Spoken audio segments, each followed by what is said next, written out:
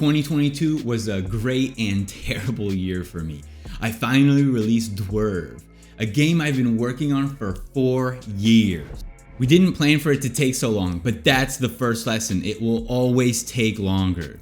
We did a Kickstarter the prior year and it did decent. However, we did a lot of physical merch, which is kind of expensive, and then it takes a lot of time to mail it, and there's always gonna be issues. After 4 years of development, I was feeling really depressed and drained. If you think about the 53K, it does sound like a decent amount, but with 4 people working on it for 4 years, it's really not that much, and it was basically our only source of revenue. It's probably better to do a Kickstarter sooner than later for your own sanity, and also so you know if there's interest in your idea. When Darkest Dungeon did their Kickstarter, a lot of the scenes were fake. They didn't actually have them programmed, they just animated it to look like stuff was done. And that's because they were gauging interest before they put in a ton of work. So lesson 2 is if you do a Kickstarter, do less physical merch. One of the highlights of the year was getting invited to PAX. We got a free booth. It was like a big Kickstarter booth where a bunch of funded projects got to go. And at PAX, that was the first time that I met some of my fans, which really hit me.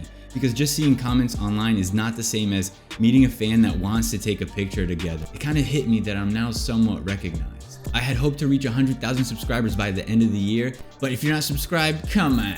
For the entire year, I made a little bit over $1,000. So trying to do YouTube for the YouTube revenue is really not worth it. So we were trying to predict how many sales Dwerve would get based on Steam wish lists.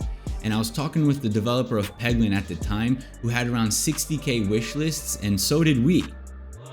We had nearly the same amount of wish lists as Peglin, so I was overly optimistic about the sales of Dwerve. They were nowhere near Peglin's. They were pretty bad, and it spiraled me into the worst depression of my life. I didn't become an indie game dev to stress so much and shit. And I never want to be in a situation like that again. This year, a lot of small indie game projects had huge success, and that's the path for me.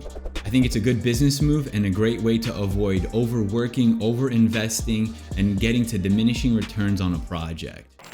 That's the last lesson. I wish you all luck on your projects this year. I hope I can motivate you and help you out just a tiny bit. Let's make it a great one. I'll see you guys next week. Dev Live.